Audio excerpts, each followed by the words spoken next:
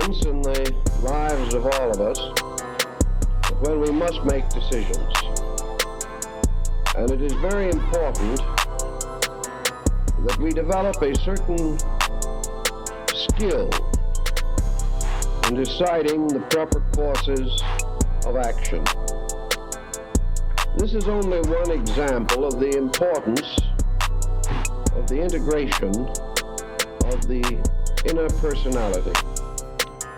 Without some solid foundation of conviction, it is very difficult for us to chart any program or determine value in any area which comes to our attention.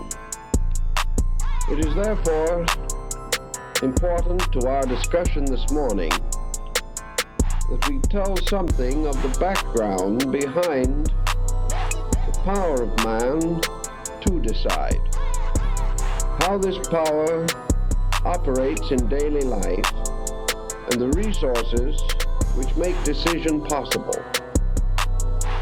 Beginning, of course, with the foundation of our existence, we can act as conscious beings because we possess some attribute of consciousness.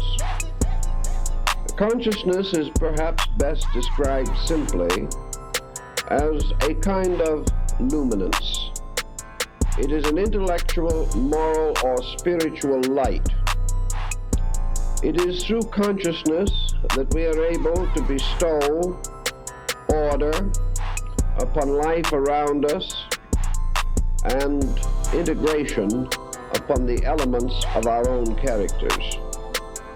Consciousness is awareness. It is awareness of value.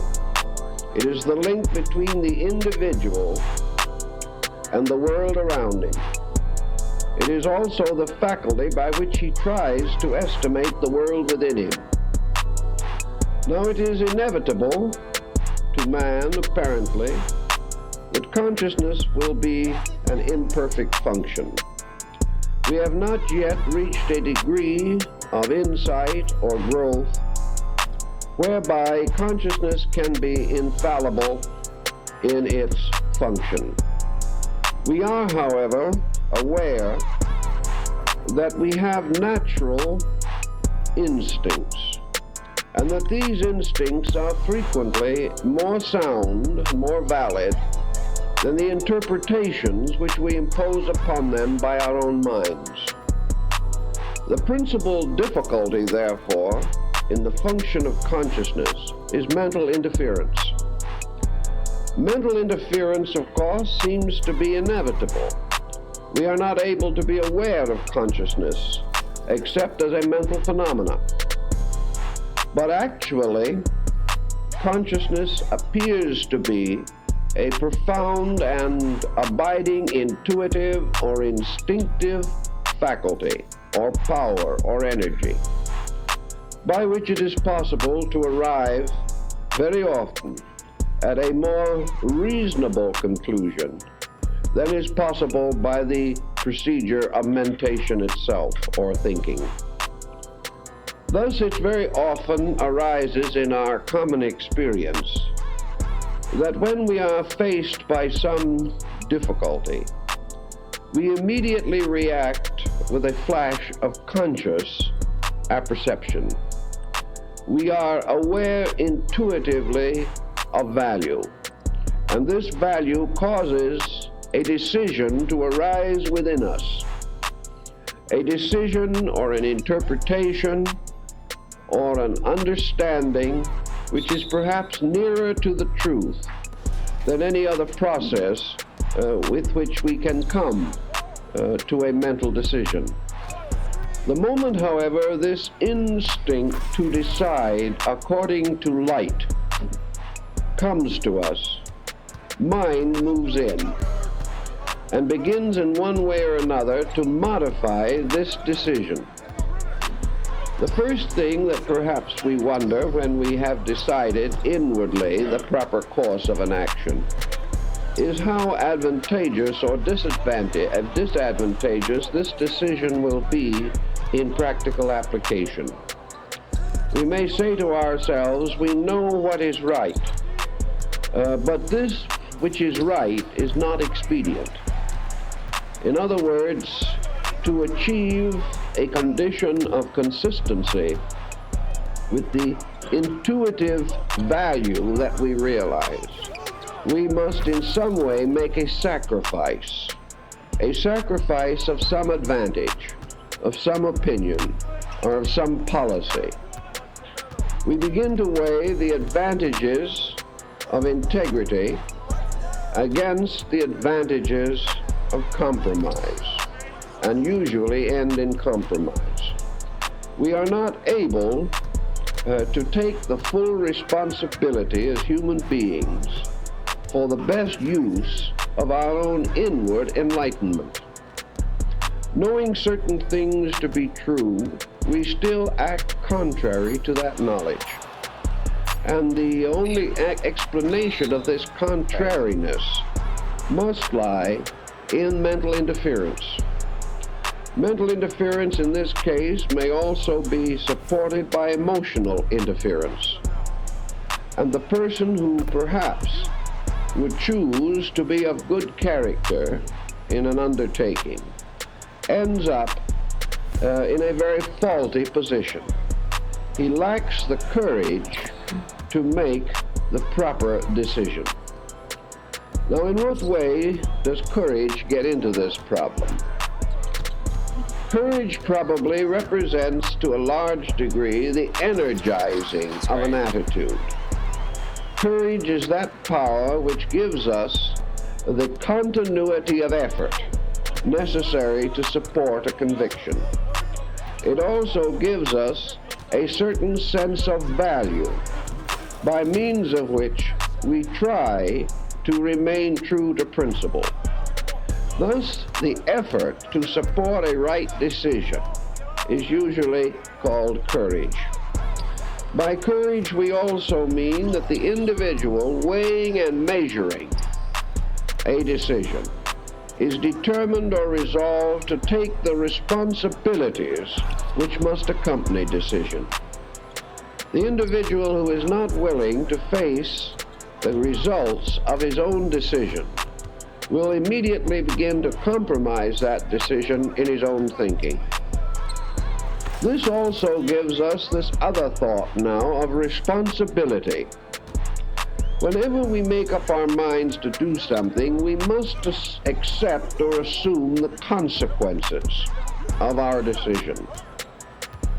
Very often we are not sure what these consequences will be. We are not certain in our own minds that we have a sufficient grasp of the whole problem. But in any event, any decision which is contrary to the most idle and inane attitude must call for decision and the acceptance of responsibility. Responsibility also carries with it, to our present thinking, the thought of burden.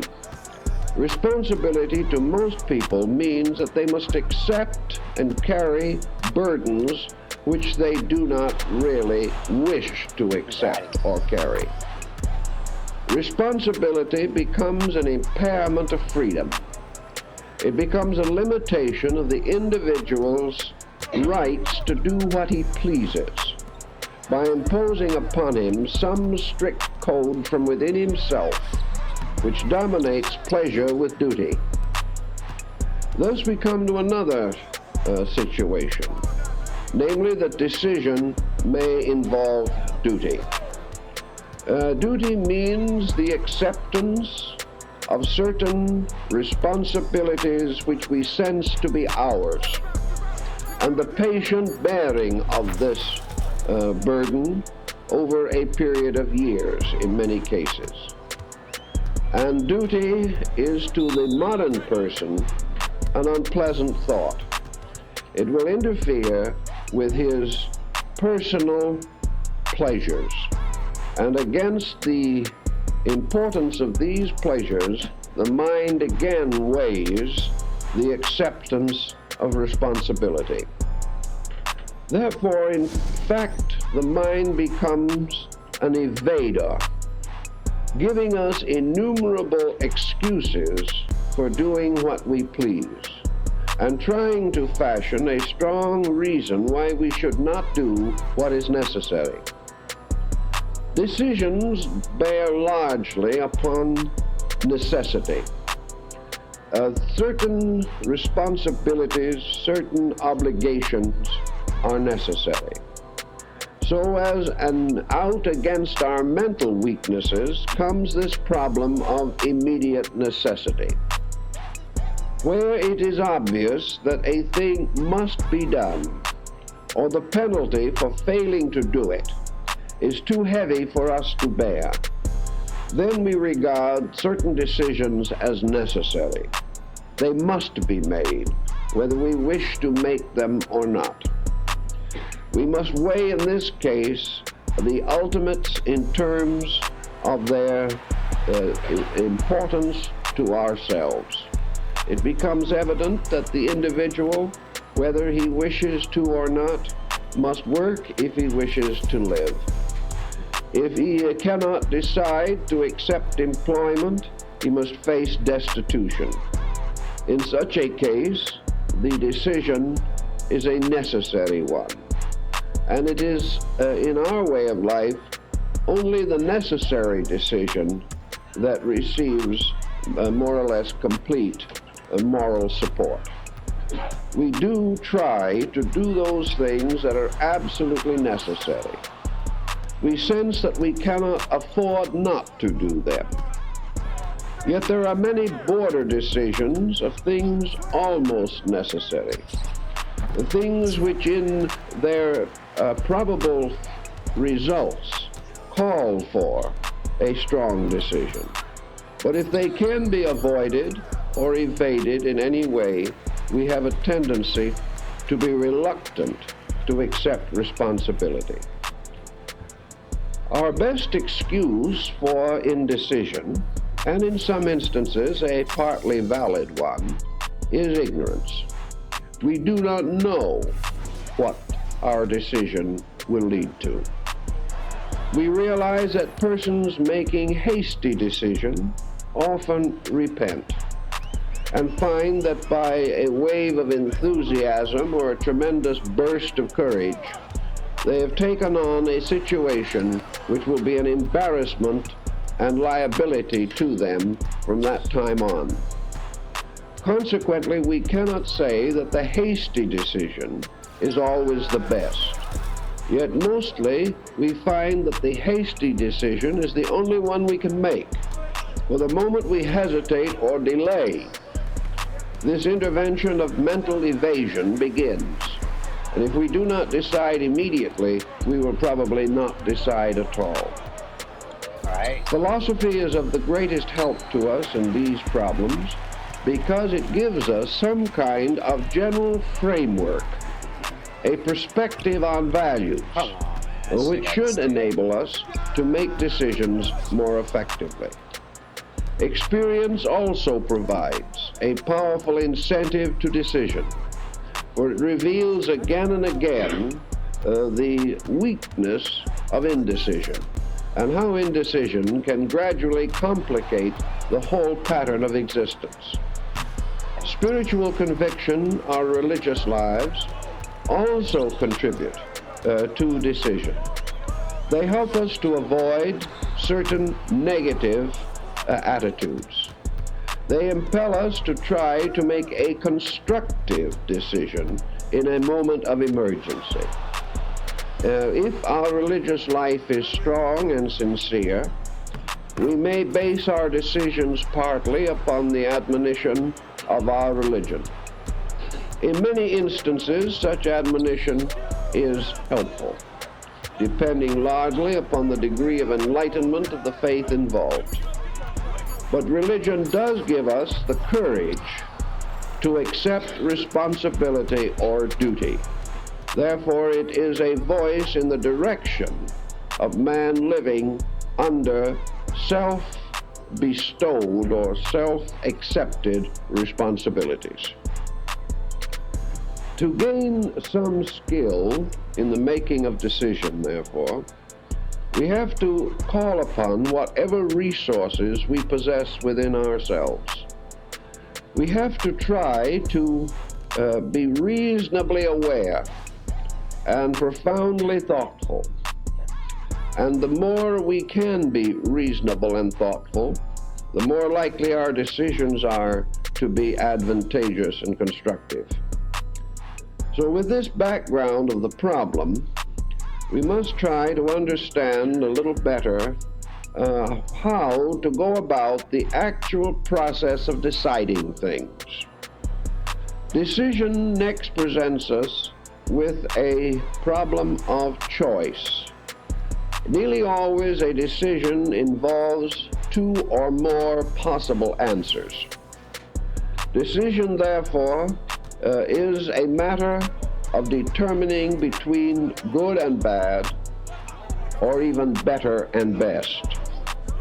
Some things seemingly are so divided in their values that decision is extremely difficult. In these matters, wherein there seems to be no clear indication to ourselves as to which is the wiser course, under this situation, it is often wisest to suspend decision, to wait until the situation clarifies to some degree, to wait until a more obvious indication of directive is available. So in this case, perhaps, we can use the word perhaps advantageously, that we can not say we will not decide, but we will not pass judgment upon the evidence available. This can happen in law, where a judge is not satisfied with the available information. He is not certain that it is possible for himself or a jury to come to a reasonable conclusion on the basis of the facts at hand at that moment. This may call for a retrial, or this may call for recalling witnesses, or whatever process is necessary in order to increase available knowledge on the subject. The simple yes-no decisions are for the most part relating to problems in which some strong moral factor is involved. Wherever the individual must make a decision within the area of his judgment, the area of his attained insight, it is usually important for this decision to be clear-cut. It is often necessary, however, to hold in abeyance the realization that all decision is based upon available knowledge, and that if the pattern of this available knowledge should change at some future date, then the decision must be reconsidered.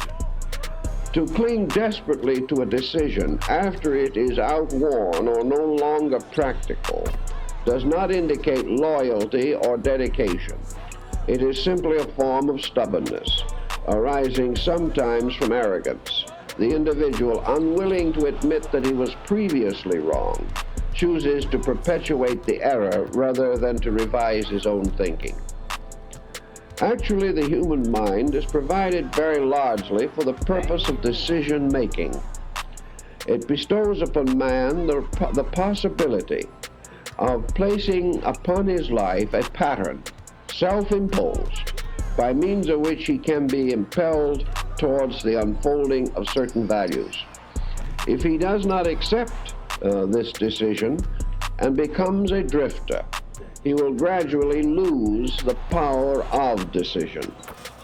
It is like every other power in man. It must be exercised or it gradually ceases to be a force in his life. Thus, indecision is habit forming, just as decision can create a habit pattern. In the past, experience has shown to us that decisions are most easily made by persons of comparatively simple thinking. The mind which is not too confused or not too complicated by outside circumstances can very often come to a reasonable decision more quickly than the highly trained intellectual mind can hope to accomplish this end. Thus, in most instances, simple, direct thinking leads to decision. Complicated thinking nearly always leads to indecision. This is one of the problems that always confronts an unfolding intellectual culture. The more enlightened we become in certain ways, the more difficult it becomes to say yes or no. In our search for more light, we come upon such a diversity of factors that it becomes evident finally that the yes and no attitude is a very difficult one. It becomes so obvious to us that there are many answers, that intellectualism enlarges the area of mental possibilities until we are confused by the very superabundance of possible courses of action. If we are comparatively simple people, we can decide among the small area of things known. But if we have a greater knowledge, we are inclined to weaken the decisive factor until perhaps at the end of a very profound career, we begin to wonder whether we can decide anything or not. This is due in part to our concept of realities. What is true? If we are comparatively limited in our horizon, we have many certainties which have not yet been jogged out of their relationships by increased knowledge. Thus it is easier for us to choose among them something and cling desperately to it. But as the area of possibilities increases and we begin to search for motives, try to plumb the depths of other persons' characters in an effort to find the reasons for their actions, we may come at the end to a condition in which we can decide little, if anything. This, however, should only apply to our relations with other people. Actually, decisions to most of us do involve other persons. Our decisions must be as to whether we wish a certain person for a friend, whether we wish to do business with a certain firm or organization, how we shall decide the education of our children, who shall be responsible for domestic incompatibility. All these different questions arising in the very simple, primitive mind can be answered quickly. But as we have expanded our insight and consciousness, answers are more difficult to attain. Always, therefore, the more intellectual we become, the more important it is that consciousness lead intellect. If it does not, we fall into a mental confusion. Right. No degree of intellectualism can compensate for a clear, internal, intuitive sense of value. This must remain clear, or we will not make adequate decisions. Suppose we then take it for granted that we have these decisions to make, and we divide them into two categories: decisions which primarily involve ourselves, decisions which primarily involve others. Wherever the decision is one in which our own destiny is principally concerned, we have a greater right for decision. A decision in which we must decide to involve other persons in the decision. This requires greater thoughtfulness and greater sense of justice. We must try, however, whether in our own decision about ourselves or about others, to be ever mindful of this factor of justice. What is the just thing to do? What is that which is essentially right? The moment we try to solve this problem, we realize that the standard of right for each of us is invested largely in our own concepts. While there are certain basic laws of society which we cannot break with impunity, there are innumerable problems involving abstract justice, in which the decisions depend entirely upon our own degree of insight.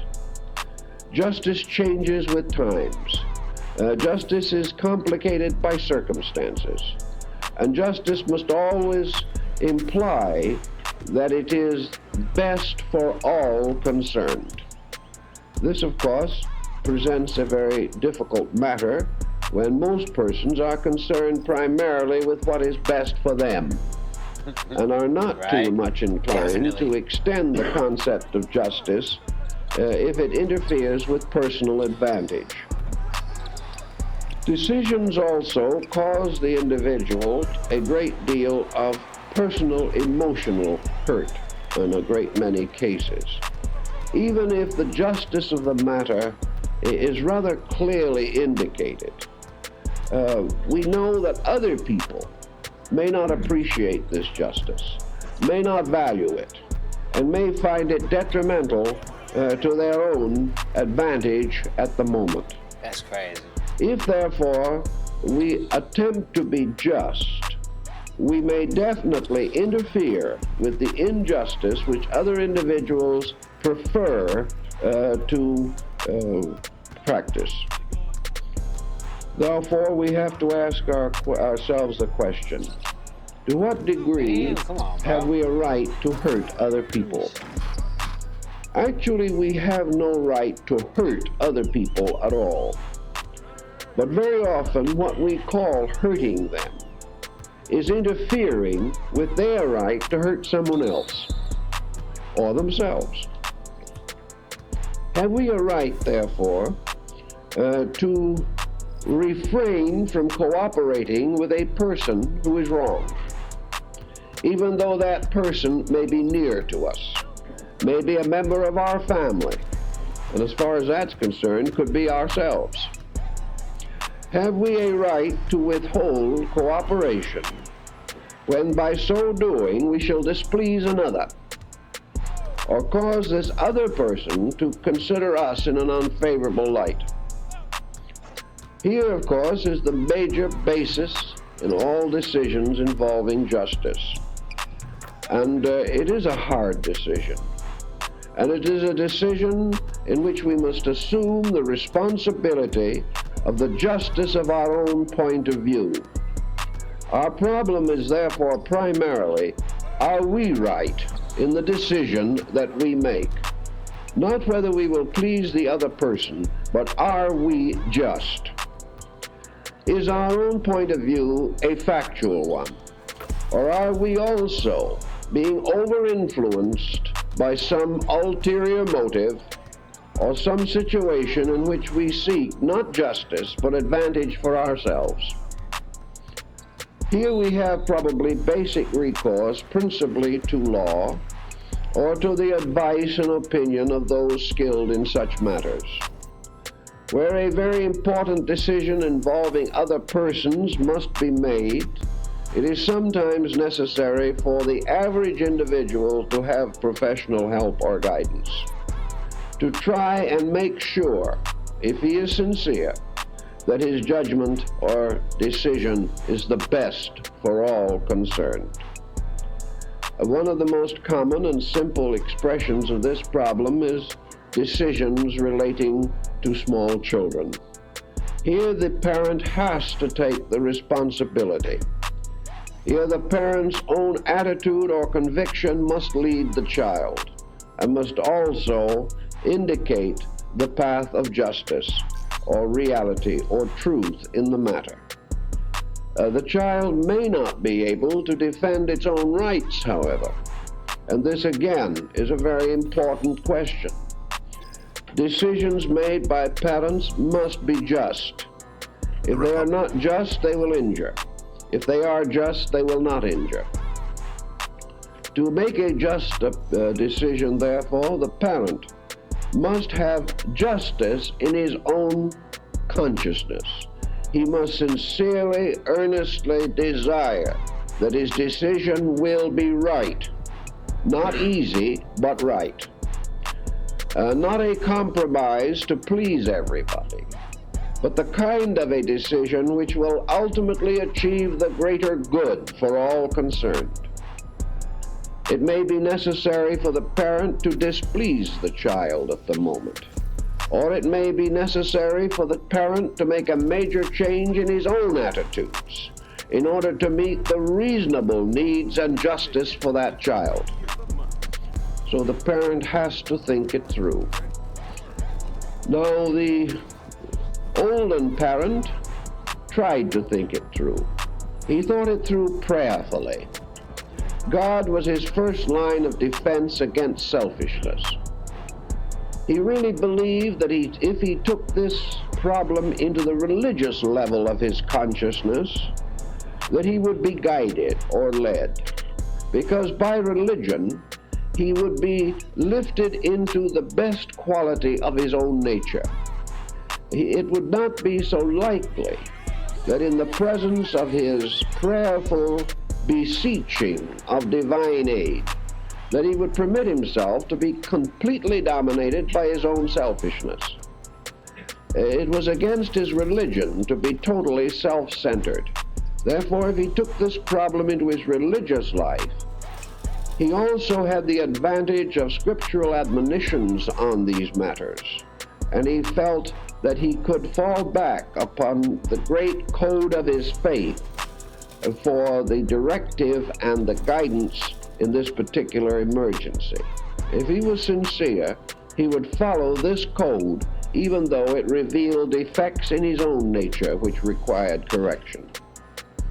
Today, however, this whole situation has considerably changed. Against decision today is a kind of weakness in ourselves, the desperate desire not to offend anybody, the desperate desire not to face an unpleasant scene caused by any attitude of our own. We do not wish to become involved in the difficult procedure of keeping other people honest. It is much easier for us to let them go their way and try to maintain a certain comfortable sense of relaxation in ourselves. This is particularly true of our relationship with children and adolescents. Here we find that to deny the child what it wants today is very likely to cause a most unpleasant domestic situation. The child, who has already learned that with a good flair of tyranny it can get what it wants, creates a scene, discomforts the whole family, embarrasses the individual in relation to his neighbors and associates, and very often the child has a strong defensive point that all his friends are permitted to do these things, and therefore he loses status among his own associates if these privileges are denied him. So little by little, he wears down the resistance of his elders. Yet perhaps the very thing he is attempting to defend is not essentially right or essentially good, and he will ultimately regret being given permission to do these things which he is struggling so desperately to gain at the present time. The parent has to face this, and the modern parent does not want to face it. If it gets too bad, the parent will take the child to a child analyst or something of that nature and try to solve the problem that way. But in the American home, yes and no decisions on matters relating to the privileges of the young are becoming scarcer every day. There seems to be no way of controlling the conduct of these young people. And of course, usually, the decision process begins too late.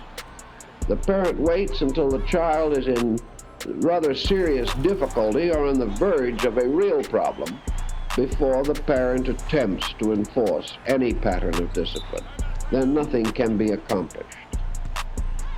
Having failed to create understanding in the child as it grows up, having failed to emphasize to the child, either by instruction or example or both, the importance of self-directive and self-control. The child is at a serious disadvantage and is not at all interested in a justice which he knows nothing about. So here the matter of decision becomes a troubled one. It can lead to unpleasantness, and it can lead sometimes almost to tragedy. So the parent has to weigh this kind of matter very carefully to try to determine where truth is. What is the truth of the situation? If the parental requirement is right, not motivated by selfishness, not dominated by an attempt to escape the responsibilities of parenthood, if this decision is an honest and just one, good for both parent and child, then it must be made and it must be enforced, even at the expense of a troubled scene. The reason why it must be made and enforced is that failure to do so merely procrastinates a serious condition. It pushes into the future something which must ultimately be faced, and the longer it is delayed, the greater the problem will be. The parent who cannot lead in decision for the children or the child must ultimately bestow upon society an undisciplined human being, that child, whose power to damage the world in which it lives increases with every year of its own life, and the power to damage its own happiness and its own future increases to the degree that it cannot be properly controlled and directed during formative years. There can be no doubt of this, and yet the parent is inclined to put off the evil day, simply because the whole matter is unpleasant. In matters of decision, therefore, we have to fight through this unpleasantness in our effort to determine the facts. Another area in which decisions have to be made that are sometimes extremely difficult are in cases of incompatibility in home life. This type of decision, if it is delayed too long, leads to the most desperate dilemmas, disasters, and tragedies. If it becomes obvious that human beings cannot abide together in peace and order, then decisions have to be made. The longer these decisions are procrastinated, the greater the personal damage to all involved. The greater the degree of antagonism and animosity that is allowed to develop around a core of incompatibility, the more difficult it is for these individuals to hold reasonable and decent attitudes toward each other.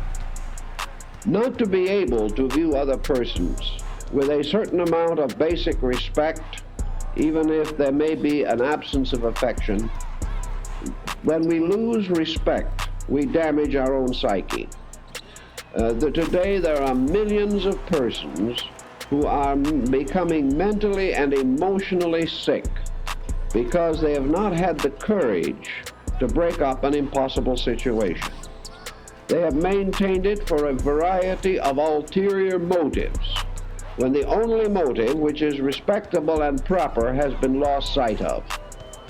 They have no way of determining the mutual damage that is going to result if they are unable to clear up a situation that is bad.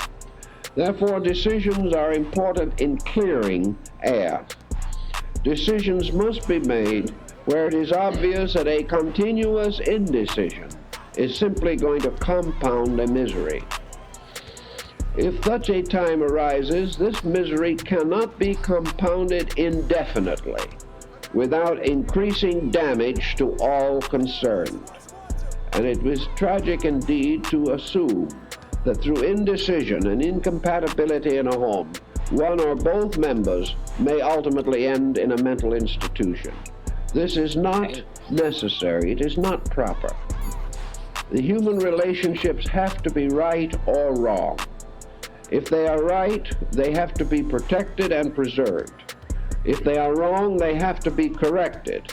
And if correction is impossible, then the situation must come to a final, conclusive decision. All the way along, we find that decisions are the most painless ways of solving things. They are often uncomfortable and unpleasant at the moment they are made. But in the long run, they result in clarification. They result in the removal of impossible factors or situations whereby the individual may have a right to a proper kind of life. Now, it does not mean that in decisions of this kind, it is necessary to decide which person is right or which person is wrong. And this, of course, is where most decisions go on the rocks. The decision is always dominated by a degree of self-defense. We have to be right. We have to be in a situation in which the other person is principally at fault. It is rare indeed to find a situation in which both persons are willing to accept an equal share of common responsibility. Occasionally we find this situation, but usually where this exists, the condition can be corrected without any great amount of tragedy. Mostly, however, the individual must feel aggrieved. He must be the one who has been placed in the impossible situation, and he must therefore retaliate in some way. Any decision in which retaliation is involved is defeated immediately, because the main end of decision is honor. And where ulterior motive, vengeance, or anything of this nature creeps in, honor is lost. So decisions are not as to who is right. The decision is the situation right? And upon this decision, we have to finally move. We cannot successfully judge other people, but we can judge relationships as to whether they are advisable or not advisable. We can judge whether or not we wish to follow the courses of these other people, whether we want to accept their attitudes or their codes or their standards or their policies. We have no right to judge them as human beings, but we have the right to decide our own relation with them. And if this relation is not satisfactory, or is in some way an insult to our intelligence or an offense to our ethics, then we have a right to withdraw by the simple decision of doing so. Usually, however, such a decision involves some kind of a selfish situation. We would like to withdraw from this situation, but to break this particular association would mean to lose an influential friend, to in some way damage our social state, to involve ourselves in some kind of a situation which we would regard as embarrassing. Therefore, rather than be right, we continue to avoid embarrassment. And the longer we do this, the more hopelessly we become involved in an impossible condition. All this type of situation contributes to the tremendous mental and emotional pressure which we feel such a burden upon us today. We're exhausted, worn out, tired, disillusioned, disappointed in life. And many of these situations have arisen from inability to make proper decisions.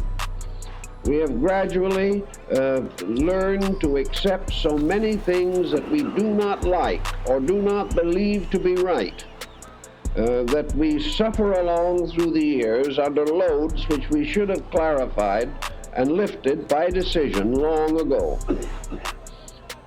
We cannot, in our modern way of life, permit these expediencies to become the dominant considerations unless we wish to be more tired, more exhausted, more disturbed, continuously by the pressures of circumstances, if we must continue to exist in an offensive pattern, one that we do not believe in, we are bound to suffer as human beings.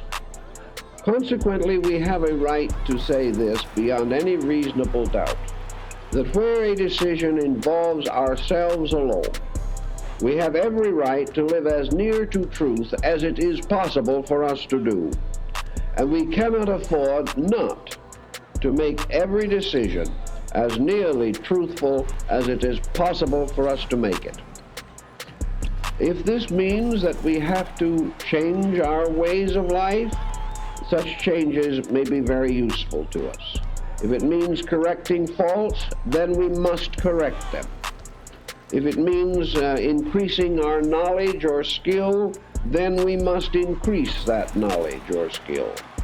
Or if it implies greater control and directive over our own mental and emotional processes, we must achieve this control or directive. So having decided what is best for us next, in the immediate future of things, we have to abide by this decision, and we have to resolve to apply the necessary energy to support this decision along the way. Not long ago, a young man came in to see me who was struggling with the problem of his education. He did not wish to do certain things, but he knew that other things needed to be done. We talked it over and we decided that the general pattern of education that he was following was not perhaps the best for him, that it would be better for him to take a year or two of specific training within a certain field where he had aptitudes. If this young man says to himself, well, when I get around to it, perhaps I'll do this, he will never do it. If he looks at the matter and says, here are 2 years in which I must continue to study when I would be much happier out making enough money to buy a new car, he will never make this decision. If, however, he looks forward into his own future and decides that this additional training is necessary for his final security in life, then he has every reason to make this decision. And having made it, he must have the energy to energize his own decision.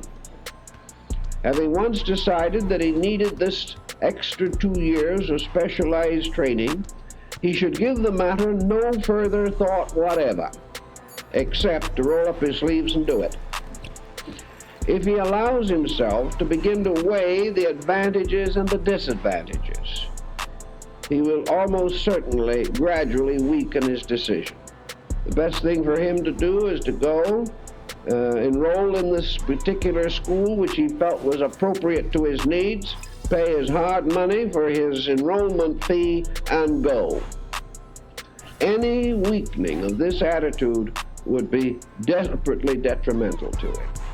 Another man comes in who is further along in the pattern of life. He has had a number of jobs. He has succeeded in talking himself out of all of them. He always says the wrong thing at the wrong time, and he never permits the foreman to run the job. He has to run it for him. Well, the foreman is always one of those cruel and unpleasant people who think they know what they want better than the men do. So he is locked in trouble all the time. He is able, he is well fitted for his work, but he simply cannot do what he is told to do and which he is trained to do. He must enter into a feud with his superiors on some basis or other.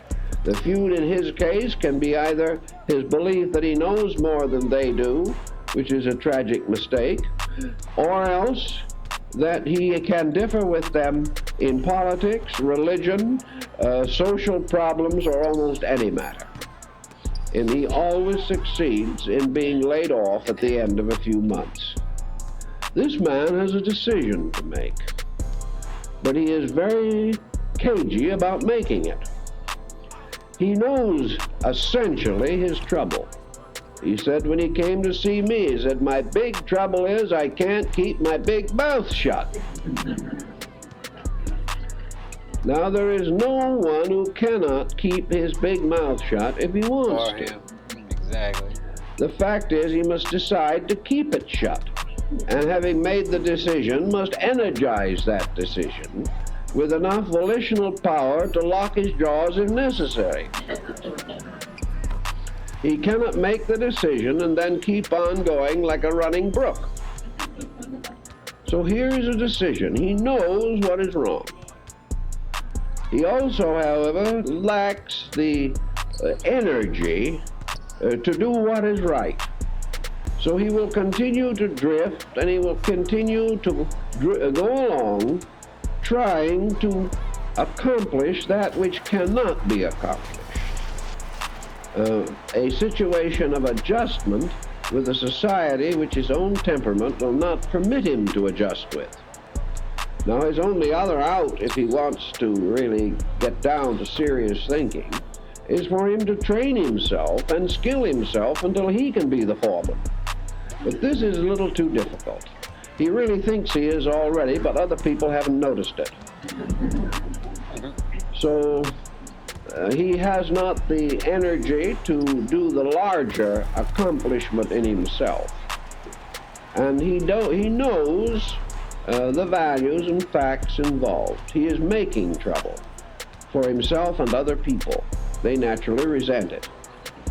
If he has the wisdom and the decision to know what he wants to do, what he wants to accomplish, and will settle down quietly to a plan, energized by his own will and sustained by his own consciousness, he can gradually achieve the condition he wants. But this means continuity of effort and the continuous energizing of a plan, of a pattern, of a way of doing things which he himself knows to be right and necessary. It is the lack of this power to make the decision and keep it that has permitted a negative habit of his own to take complete control of his life. It will only be a little while before a person like this drifts into the condition of being unemployable. He then has nothing to look forward to except Social Security. He has no way of coping with the world situation as it is. Now, it is not necessary for this man to believe that his foreman is all-wise or all-knowing or a noble character. But he is being paid to do a job. He is being paid to fulfill the requirements of a day's work. His own character must permit him to earn his own wage. And if he is unable to accept the idea of earning it under a certain situation, then he must change his own relation with society through constructive achievement of his own. He cannot enter into a one-man war against foremen. This will not work. It will only end in disaster for himself. So there are all kinds of these personal decisions. Another man comes and says, I'm getting along very well. I see a good future. I have a close and sympathetic family, but I discover, somewhat to my embarrassment, that I'm drinking too much. I'm gradually developing into an alcoholic. This man says he is convinced that he is not yet an alcoholic, but he sees the symptoms coming. He is working with other men who have also drifted into alcoholism. And this poor chap is in a complete dilemma. He has not the slightest idea what to do about it. It has frankly not occurred to him to stop drinking. This is just too much. It hasn't occurred to him that he has the strength of character to stop. It hasn't really occurred to him that there's much of anything he can do. He's almost ready to go out somewhere and spend $5,000 or $10,000 taking some kind of a cure. He feels that the only way that he can stop drinking is to have somebody else stop for him. If he can only have some elaborate process to build up his self-confidence, or if he can have a pill or an injection or something of this nature which will solve the problem, then perhaps he can get over it. This man is in the face of a decision. Why can't he make the decision? Well, probably because he has never made one in his life before and has no knack for it. He has not been a person of decision. He happened to have a fair education, a fair start in life. He dropped into a fairly good situation and has stayed in it. He is able, but he has no basic strength. He has never been tested in any great decision of life. He happens to have a rather good family that is pulling for him. It's not a strong family, but it's on his side. He has had nothing that really forced him to make a clear-cut decision. To face a situation of this nature with the alarm and anxiety which is hurting this man is almost unbelievable.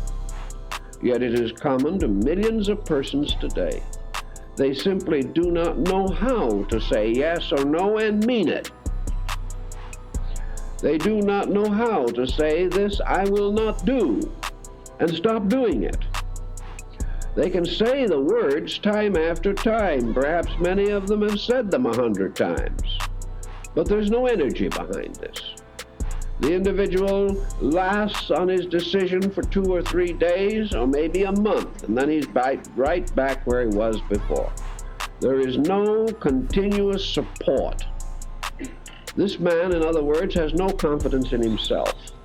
He has no sense of the strength of his own basic character. He is perhaps not religious enough to have any great faith in divine intercession in these matters. He is not enough of a philosopher to recognize the power of consciousness within himself. And he's not enough of a psychologist to know that he can change his own mind. All these negatives working against him simply to prevent him from making a decision which he knows he should make and which his natural responsibilities require that he must make. Here is a simple problem of trying to get a little libido into a decision. He just doesn't seem to know how to go about it. One way that many people have found to help out this when they're a little weak and do not know what to do next is that the one thing this man could do would be to go to everybody he knows and tell them all that he stopped drinking. This will sometimes produce the necessary result, because he is then thrown into the situation of being forced to admit his weakness to many other people if he drinks from that point on. He doesn't want to face his fellow club members after he has told them this. He doesn't want to go home and face his family after he has told them this. He certainly doesn't want to face his employer or his fellow workmen after he has assured them that he is not going to do this anymore. So if he makes a wide enough public announcement, perhaps it will have helped. As strange and funny as this may be, I know a case in a small town where a man with a decision of this kind paid for an announcement in the newspaper so that the whole town would know. And it helped. He did finally succeed in overcoming the fault which he had publicly announced that he was now about to cure. So very often this type of thing will help a little, because it throws the individual's ego into the pattern. Right. His self-pride, his sense of being admired by those around him will then force him to keep the decision he has made.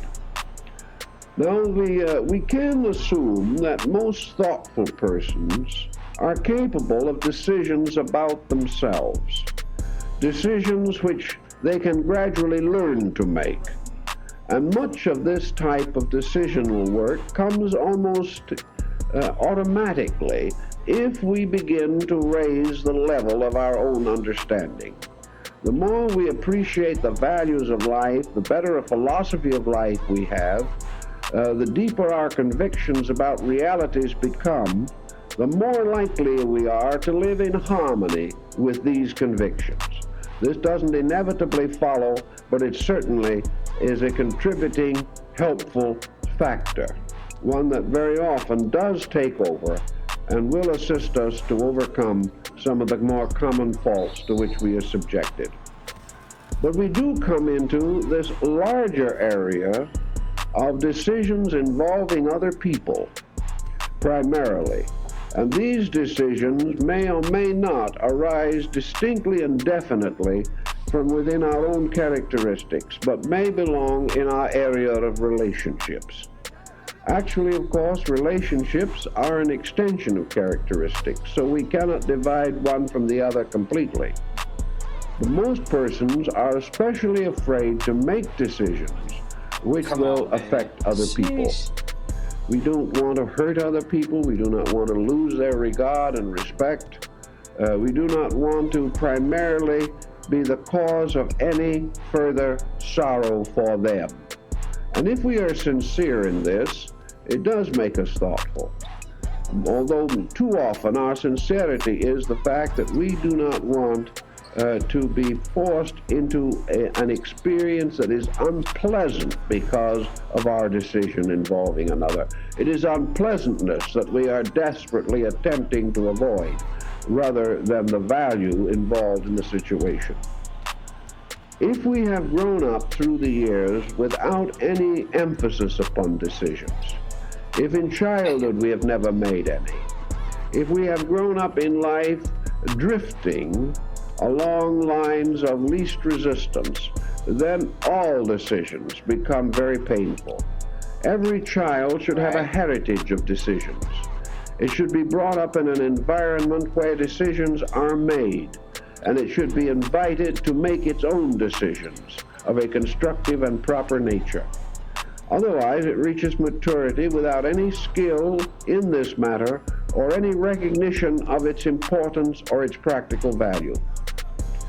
When we begin to work with other persons, one point is nearly always obvious, namely that when we get around to deciding to make a decision, we are almost invariably late. We are so late that the situation is already well out of hand. We begin to realize that this decision would have been quite possible and much easier 20 years ago than it is now. We have gradually allowed situations to create patterns. We have supported these patterns for a long time, and it is rather bewildering to all concerned if we suddenly withdraw that support. We have been doing something until everyone has become accustomed to our doing it that way. They have come to expect it, require it, demand it, and they're going to be very unhappy if we change. So this kind of a decision nearly always is one that has been built up until we have finally painted ourselves into corners where it is almost impossible to get out. Sometime, however, in the course of this pattern, the decision may be forced upon us. One common type of decision involving this situation is the person who is easily imposed upon.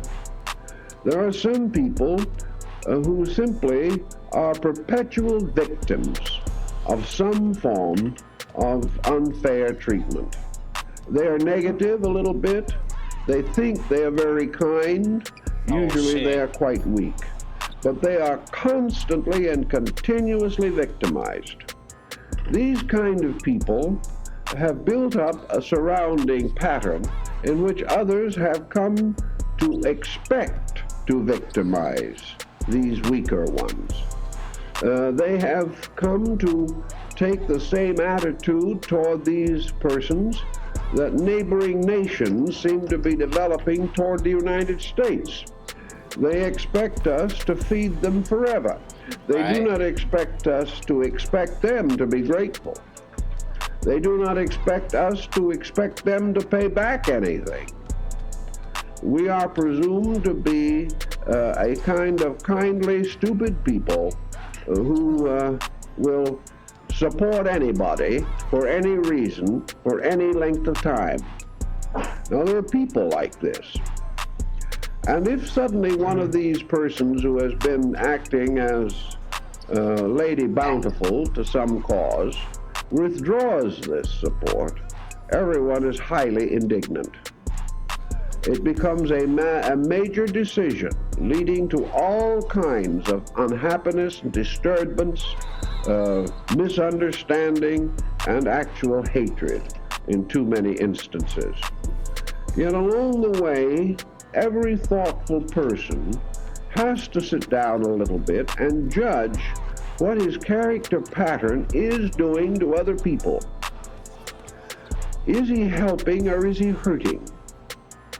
And in the final analysis, if he wakes up, he must decide to do that which is helpful. He has to decide many things, perhaps, that he is not particularly anxious to decide. He has to think through what will happen if his children inherit his wealth. He has gained or saved all through the years in order to provide these children with an inheritance. What is he giving them? Is he giving them the foundation of a better life, or is he giving them an opportunity for personal ruin? These things a thoughtful person must think through. If he does not think things like this through, he is inevitably, perhaps without any intention, going to hurt people. He is going to do more harm than good. He is going to make life impossible for those around him. So he has to decide how his actions are going to affect others. And he also then is going to have to decide why he acts as he does now.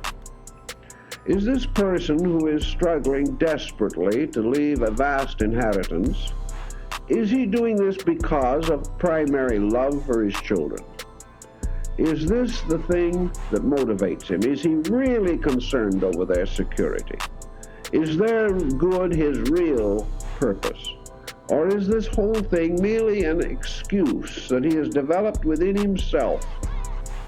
An excuse for a power drive, which he cannot justify unless he believes that the end justifies the means. If he did not have a noble purpose, presumably, at the end of it all, he probably could not endure his own procedures from day to day. So because he believes that he is going to leave it all to his children or all to charity, he allows a power drive to dominate his own conduct. He thinks he is being a great magnanimous philanthropist. Actually, he is a person who really enjoys the process of hoarding money. And he has to find an excuse which will justify him in his own eyes and in the sight of other people. He has to sit down also, however, and think it through. What is he doing to himself? What is he doing to others? Normally, we find that the greatest damage that can possibly be done is for individuals in any position of authority over a circumstance to allow it to drift into a negative, useless, helpless pattern. This is very common in families, where nearly always a family is supporting one member at least who is a drifter, who is not doing anything except sponging on the family. Family dedications, family ties, family sense of responsibility will cause people to maintain these drifters, will cause them to continue to encourage the weak to be weaker, and may go so far as to encourage the strong to be weak. Because many persons who have started out and were perfectly willing to find their own way have been weakened by some form of overindulgence as they went along. So we have to find out some way where the facts are. And one of the simplest facts that we observe everywhere in nature is that the more you overprotect life, the more you weaken it. If you put plants in a hothouse, they can no longer live out of doors. If you, in one way or another, domesticate creatures, you take from them their self-reliance.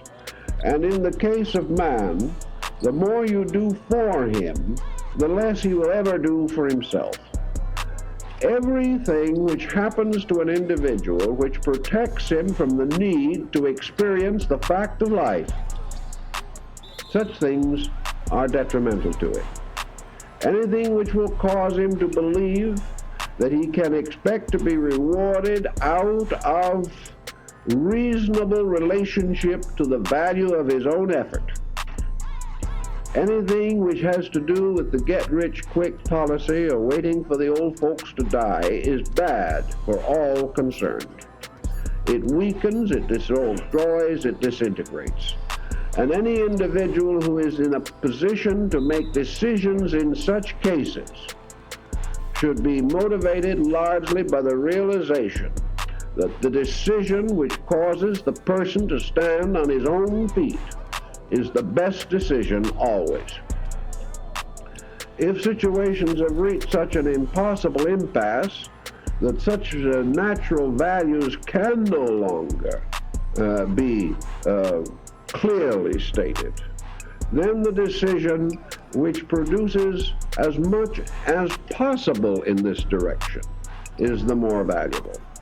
If we can convince individuals to try to prepare themselves for individual existence, if we can teach them trades even late in life, if we can give them self-pride and independence, even though perhaps they are past the best productive years, anything which helps the individual to be proud of his own conduct, helps him to have an individual and personal life, and helps him to meet his own needs according to his own efforts.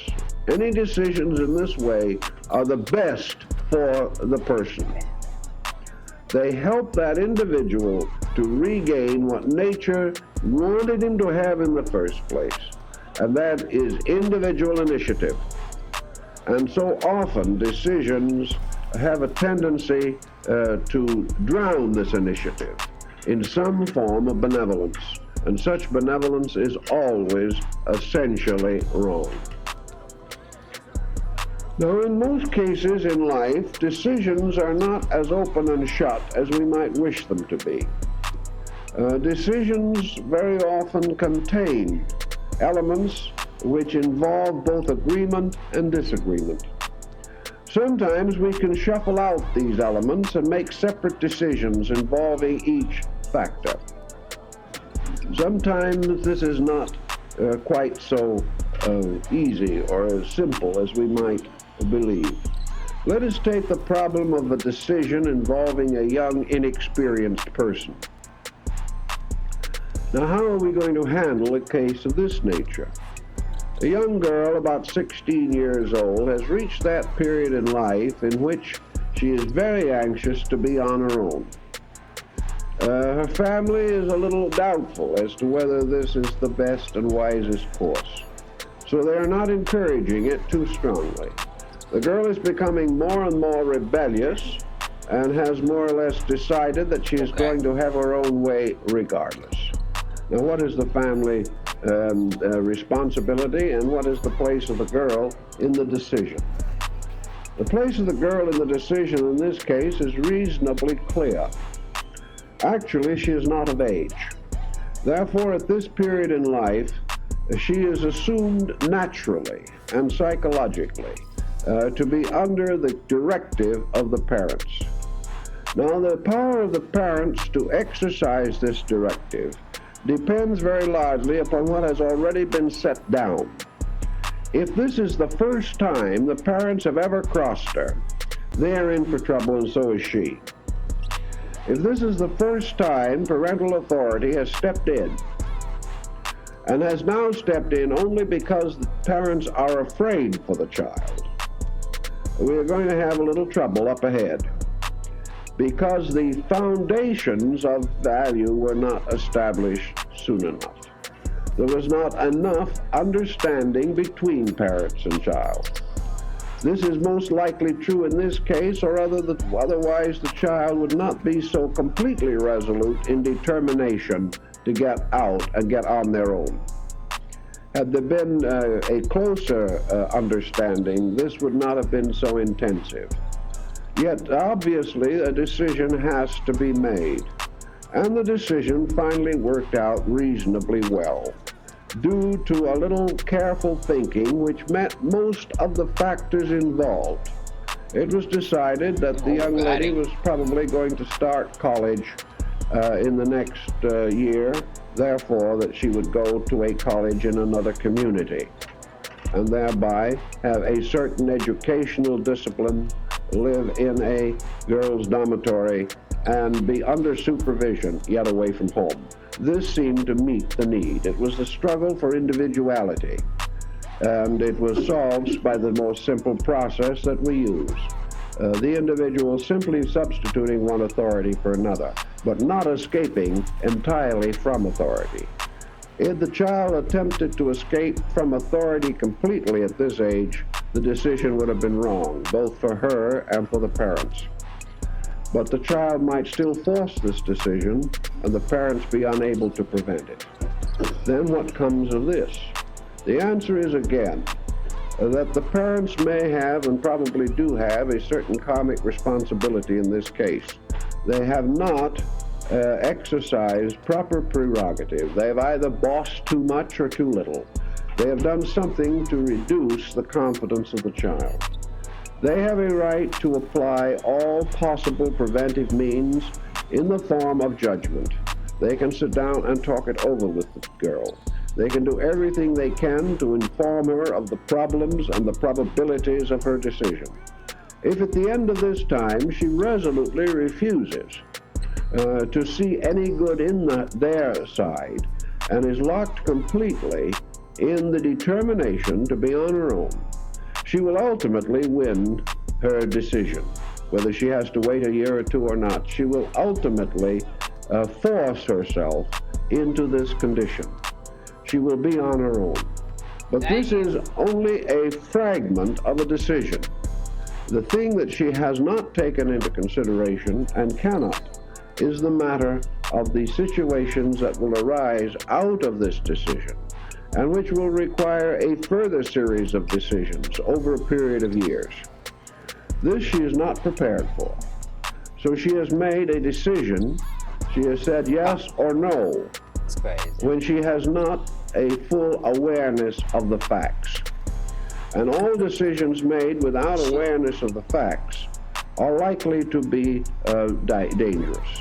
The parents may communicate some of the facts. If the person refuses to accept them, then the person involved creates a karmic pattern also. They create a responsibility to gain through experience, perhaps suffering, that which they have refused to accept through counsel. Nature is going to inevitably force these persons into proper decision, but it is often a long and difficult path attended by sorrow and even tragedy. But where the person cannot think these things through reasonably, we have trouble. A decision is not merely a stubborn attitude. A decision is an enlightened attitude. It is in every case the individual using the best of his faculties to determine the course of his action, based upon the old Greek concept that that person is best and wisest, in whose nature that which is the best governs the rest. And this is where all decisions have to arise, trying to bring them from the best part of ourselves into common action. Then we must commit ourselves to a responsibility by a decision. It is very wise for us to analyze the problem carefully. For it may be that a commitment which is made today will not be according to our insight in the future. If we therefore bind ourselves with obligations which we cannot break without dishonoring our own nature, we are then very likely to ultimately be held in bondage by our own decisions, unless these are of a purely moral nature. If we therefore bind ourselves to organizations by commitment, if we bind ourselves to creeds or doctrines, or if we mortgage the future to an unreasonable degree by some very heavy load that we assume, without full knowledge of the circumstances that may arise, it is quite possible that we shall get into a serious or unhappy state due to a decision that was made at a time when it seemed perfectly reasonable, but this reasonableness is no longer valid. I think we should all bear in mind then that all decisions that we make have to be conditioned decisions. It is becoming much too dangerous to make decisions over futures, the facts of which we do not know. So instead of making decisions forever and ever today, I think we have to make decisions as of now, recognizing the importance of a living code of conduct rather than one that is bound to some past and ancient pattern.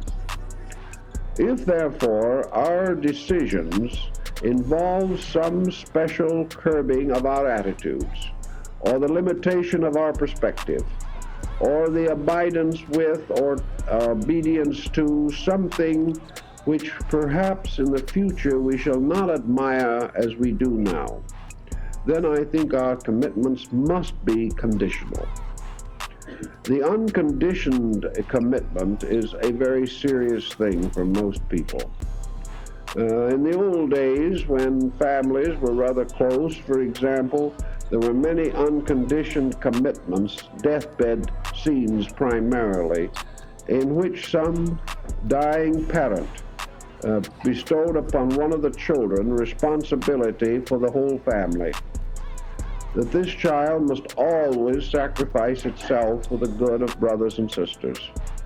This kind of a commitment, secured by a deathbed scene for which there is very little possibility of defense, has led to some of the worst tyrannies in families that it is possible to imagine. Everyone exploited this one individual to death, always holding over them a deathbed promise. This kind of decision simply should not be made. It is wrong, basically. And while it would be very difficult, perhaps, to face the scene when it arose, I think that in most cases it could be rather astutely avoided as far as a final commitment is concerned. We can agree to do what we can. We can agree to be helpful when necessary. But all this vast commitment to things, whether religious or political or cultural, economic, industrial, whatever it may be, such commitment is not reasonable. It cannot but ultimately form a bad pattern. So we should not commit ourselves by decision over matters which are subject to change, only that we will meet these changes as they come, as honorably and honestly as we can. But we will not limit ourselves to the point that we cannot change our point of view. Therefore, a decision is something that is not irrevocable. It is irrevocable only to the situation as long as it remains as it is. But under a change of situation, under a new way of life, and life is changing so rapidly now that obsolescence sets in almost before decisions are made, the decision shall be as of now. And if necessary, decisions can be made frequently. If as we go along it becomes necessary and obvious that a new decision bearing upon a certain matter shall be made, then we are responsible at each step of the procedure to make the best possible decision in the light of the present facts. If these facts change tomorrow, we must make a new decision. But it must always be in terms of conscientious acceptance of facts.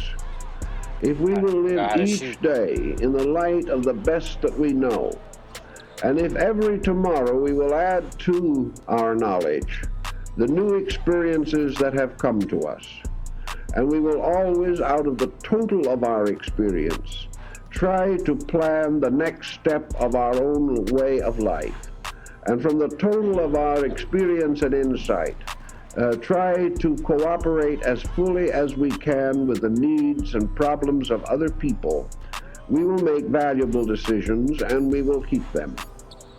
And no individual who claims to be enlightened can avoid the need for decision.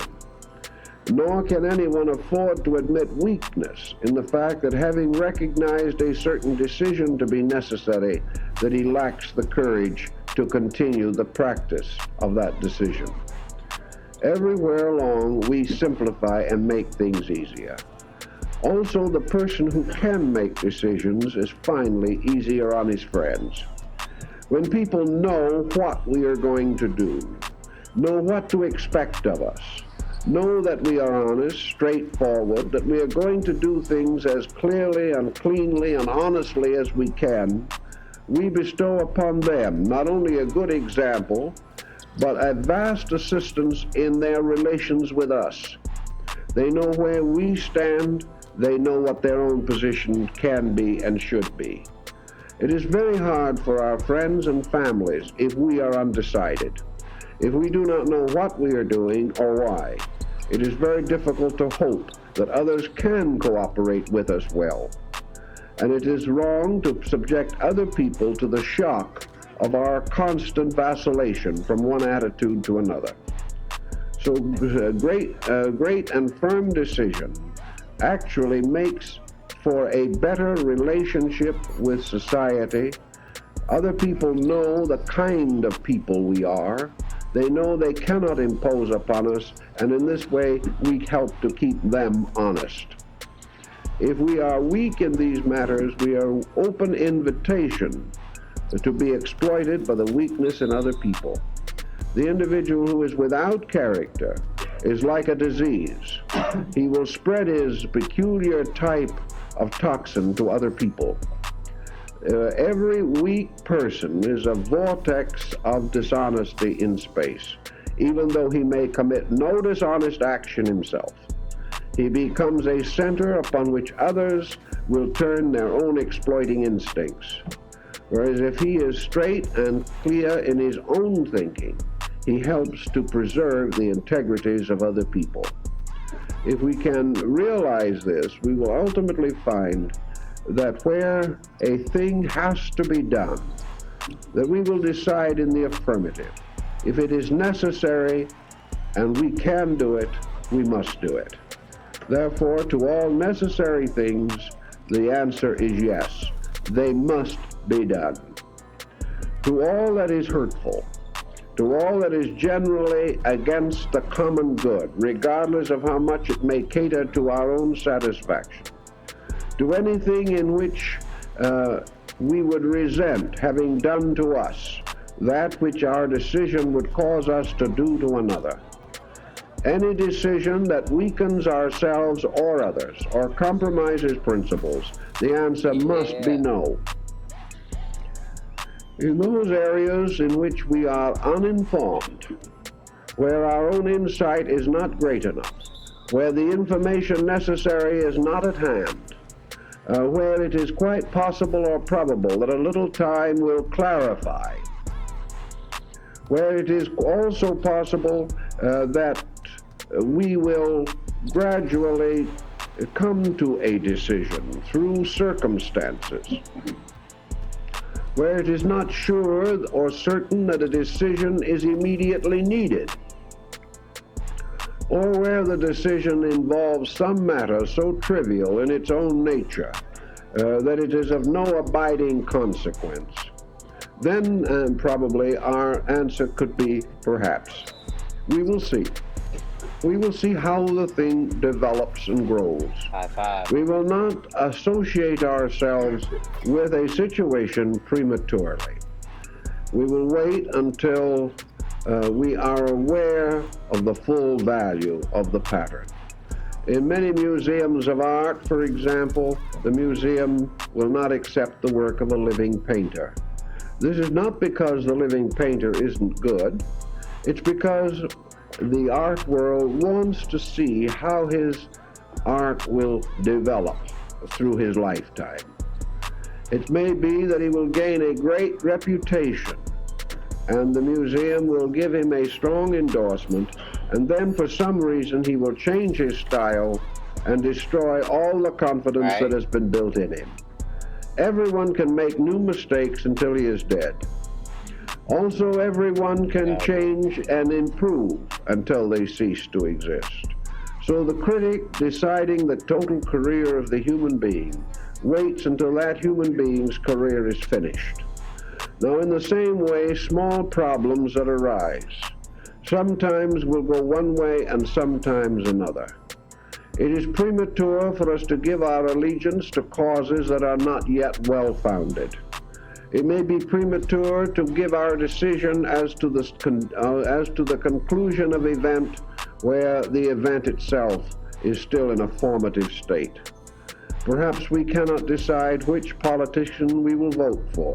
We have to wait until he reveals his own character, his own platform more completely. So where it is wiser to wait, where wisdom calls for further consideration, or calls upon us to make a more detailed examination ourselves before passing judgment, therefore requiring additional time for research or thought, or for inquiry. Under those conditions, our answer is perhaps. But the perhaps answer should never be one which is an evasion. It should never arise from the fact that we do not want to commit ourselves. That should arise from the fact that we do not feel qualified to commit ourselves, that we are not sure, that we do not know, and therefore that any commitment would either be an over-intensive allegiance, or else it would arise from some ulterior motive. Consequently, the maybe decision is not an easy way out. When we say perhaps, we are not tossing the responsibility back into the universe again. What we are really doing is giving ourselves the necessary breather. And in many decisions, particularly those that arise in a heated state of problem, we have to have a breather. Consequently, if at a time involving decision we are angry, upset, hurt, offended, feel a great injustice in ourselves and a natural antagonism against the cause thereof, that is not the time for a final decision. So in the absence of clarity of internal viewpoint, we must suspend judgment. We must do not less in our legal handling of our own affairs than we would expect of a just court. We must therefore suspend judgment until we can think things through clearly and wisely and naturally and impartially. Where these decisions are obscure, we have to give ourselves the breather. We have to give ourselves the time to decide. But from the moment that we say perhaps, from that moment on, we are committed to investigate. We are not committed to ignore. We are not committed to drop the subject, using this merely as a means of getting out of a corner. We are now involved in a situation. And when we say perhaps, we mean I will give it further thought, not I will give it no further thought. We will investigate it. It has challenged us. The mere fact that we say perhaps is because we are not sure. And this uncertainty reveals an area of ignorance in our own natures. This is a challenge. We cannot permit this area to remain if it can be corrected. So the perhaps is only a reminder of more work to do in order that we may arrive at a correct decision. By thinking through these matters of correct decisions as carefully and wisely and lovingly as we can, we will greatly reduce the pressure of the burdens which we must carry and which we must also, in the course of time, transfer to other people. Well, our time is up, so thank you very much. Now, What else? He's like, hold on, wait. Let me see. Public, by Plato, persons of the dialogue, Socrates, Glaucon, Adimantus, Polemarchus, Cephalus, Thrasymachus, CL Itophon, and others who are mute auditors. The scene is laid in the house of Cephalus at the Piraeus, and the whole dialogue is narrated by Socrates the day after it actually took place to Timaeus, Hermocrates, Critias, and a nameless person who are introduced in the Timaeus. Book 1. I went down yesterday to the Piraeus with Glaucon, the son of Ariston, that I might offer up my prayers to the goddess, Bendis, the Thracian Artemis, and also because I wanted to see in what manner they would celebrate the festival, which was a new thing. I was delighted with the procession of the inhabitants, but that of the Thracians was equally, if not more, beautiful. When we had finished our prayers and viewed the spectacle, we turned in the direction of the city, and at that instant, Polemarchus, the son of Cephalus, chanced to catch sight of us from a distance as we were starting on our way home, and told his servant to run and bid us wait for him. The servant took hold of me by the cloak behind and said, "Polemarchus desires you to wait." I turned round and asked him where his master was. "There he is," said the youth, "coming after you if you will only wait." "Certainly we will," said Glaucon. And in a few minutes Polemarchus appeared, and with him Adimantus, Glaucon's brother, Niceratus, the son of Nicias, and several others who had been at the procession. Polemarchus said to me, "I perceive, Socrates, that you and your companion are already on your way to the city." "You are not far wrong," I said. "But do you see," he rejoined, "how many we are?" "Of course. And are you stronger than all these? For if not, you will have to remain where you are." "May there not be the alternative," I said, "that we may persuade you to let us go? But can you persuade us if we refuse to listen to you?" he said. "Certainly not," replied Glaucon. "Then we are not going to listen. Of that you may be assured." Adimantus added, "Has no one told you of the torch race on horseback in honor of the goddess which will take place in the evening?" "With horses?" I replied. "That is a novelty. Will horsemen carry torches and pass them one to another during the race?" "Yes," said Polemarchus, "and not only so, but a festival will be celebrated at night, which you certainly ought to see. Let us rise soon after supper and see this festival. There will be a gathering of young men, and we will have a good talk. Stay then, and do not be perverse." Glaucon said, "I suppose, since you insist, that we must." "Very good," I replied. Accordingly, we went with Polemarchus to his house, and there we found his brothers Lysias and Euthydemus, and with them Thrasymachus the Chalcedonian, Charmantides the Paeanian, and Cleitophon the son of Aristonomus. There too was Cephalus, the father of Polemarchus, whom I had not seen for a long time, and I thought him very much aged. He was seated on a cushioned chair and had a garland on his head, for he had been sacrificing in the court. And there were some other chairs in the room arranged in a semicircle, upon which we sat down by him. He saluted me eagerly, and then he said, "You don't come to see me, Socrates, as often as you ought. If I were still able to go and see you, I would not ask you to come to me. But at my age, I can hardly get to the city, and therefore you should come oftener to the Piraeus. For let me tell you, that the more the pleasures of the body fade away, the greater to me is the pleasure and charm of conversation. Do not then deny my request, but make our house your resort and keep company with these young men.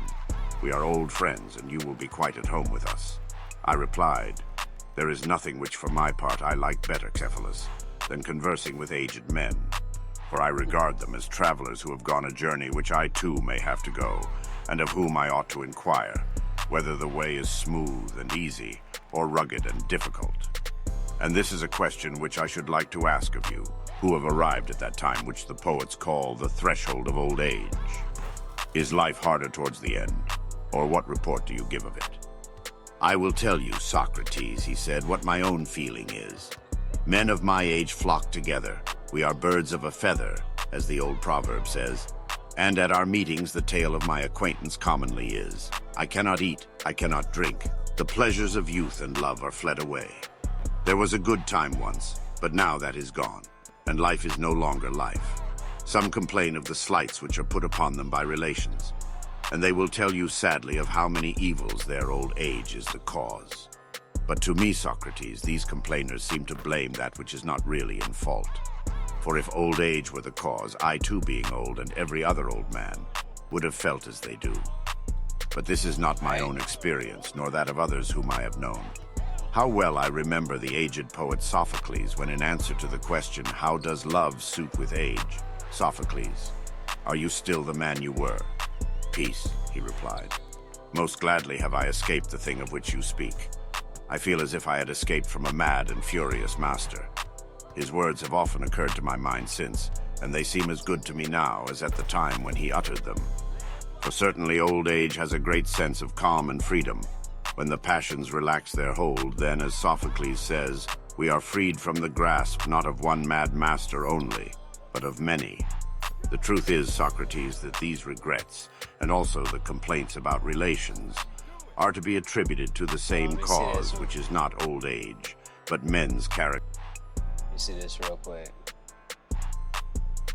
Damn. Wrong button.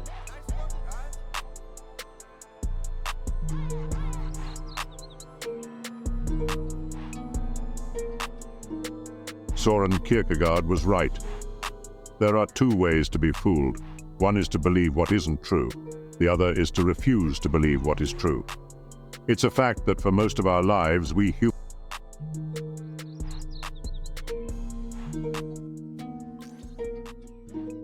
Soren Kierkegaard was right. There are two ways to be fooled. One is to believe what isn't true. The other is to refuse to believe what is true. It's a fact that for most of our lives, we humans unconsciously bask in ignorance. But sometimes, special people come along to wake us from this state that some would call bliss.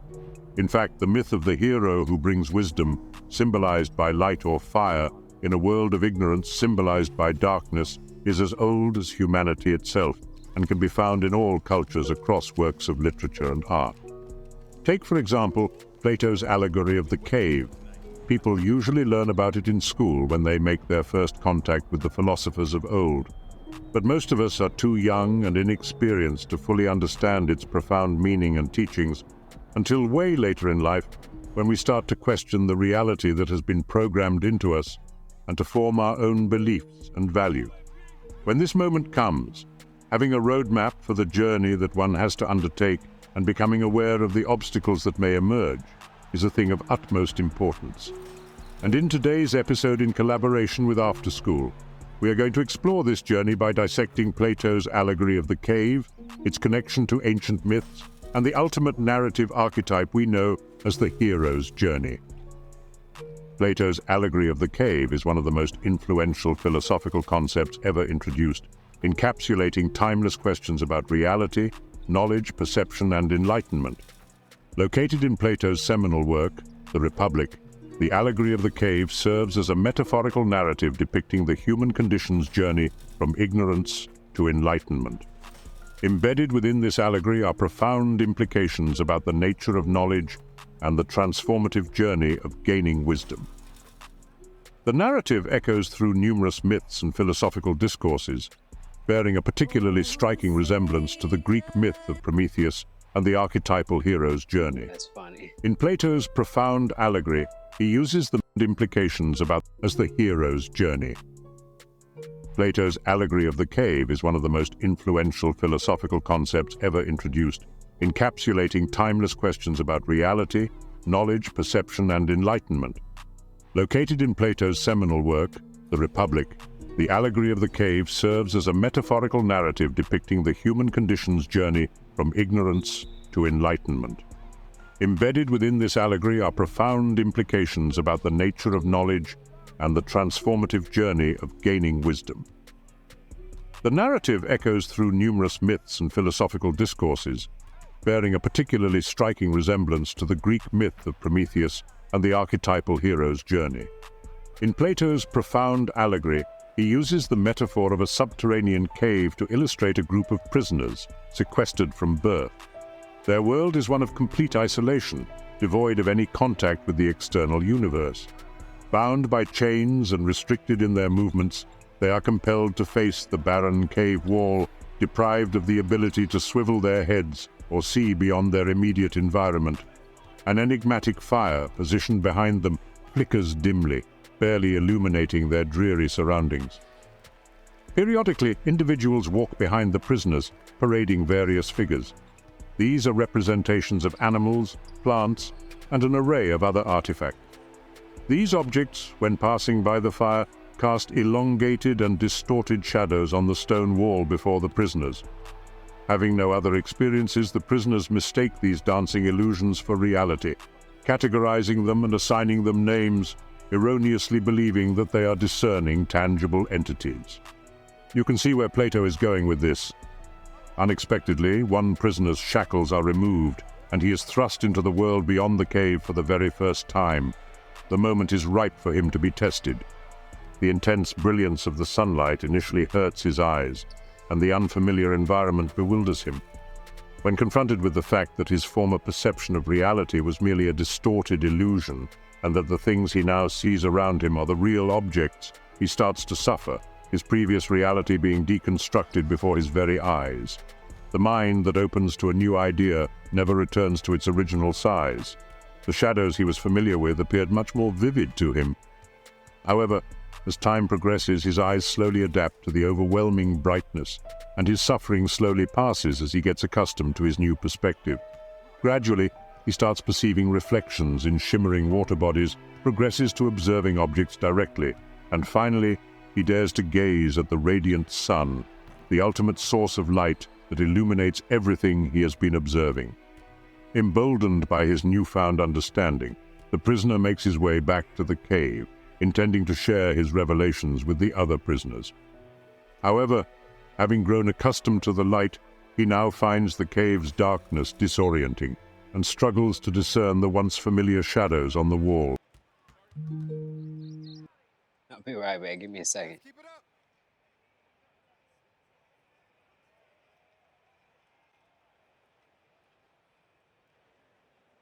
Let's keep it up.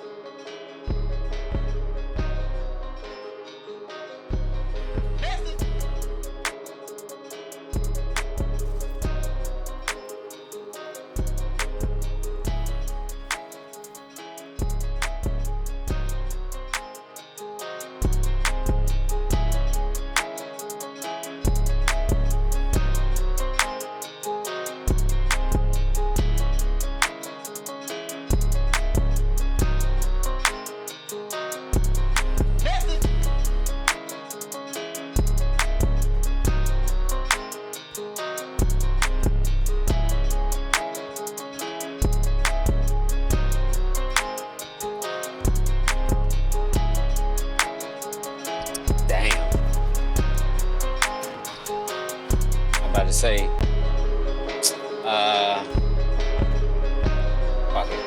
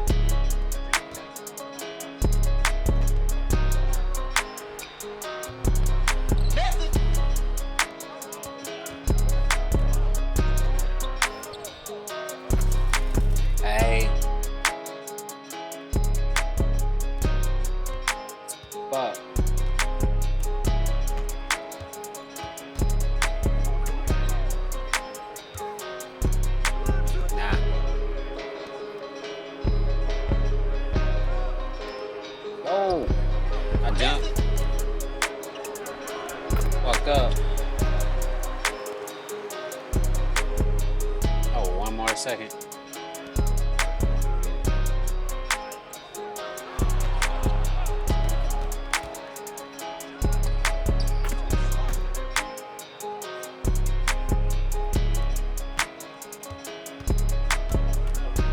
Damn, okay.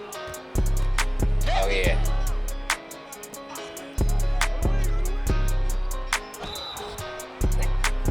It's gonna block the shit out of him.